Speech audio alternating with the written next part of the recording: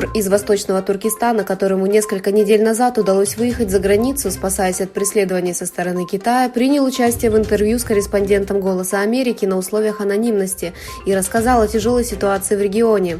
Так выяснилось, что некоторые уйгуры, освобожденные из воспитательных лагерей в 2022 году, были сосланы в качестве рабов на фабрики в Восточном Туркестане или Китае, что людям, ранее помещенным в лагеря, не разрешалось возвращаться на свои прежние рабочие места из-за дискриминации.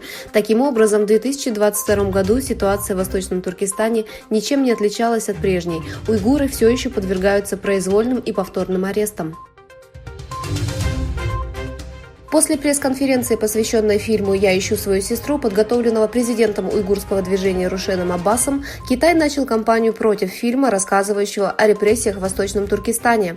Фильм, выпущенный 10 декабря во Всемирный день прав человека, посвящен старшей сестре Аббаса, доктору по профессии. В нем рассказывается о похищении Гюльшен Аббас. В фильме раскрывается борьба Рушена Аббаса за информацию о местонахождении собственной старшей сестры. Фильм, в котором также представлены заявления жертв геноцида уйгуров, свидетелей и официальных представителей правительства Китая, стал мишенью коммунистической партии.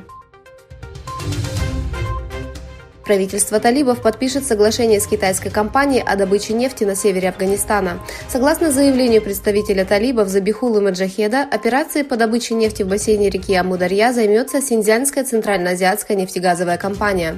Согласно заявлению Маджахеда, китайская компания будет инвестировать в проект $150 миллионов в год, а ее инвестиции увеличатся до $540 миллионов за 3 года.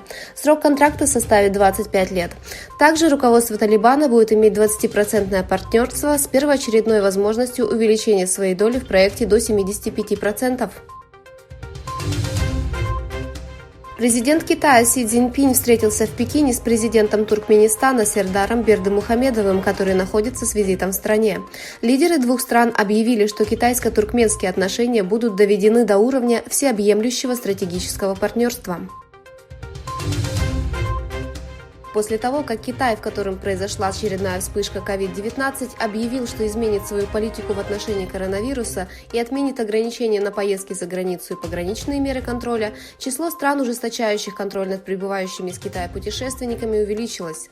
Австрия, Бельгия, Германия, Швеция и Греция также присоединились к числу стран, принимающих новые меры COVID-19 в отношении лиц, прибывающих из Китая.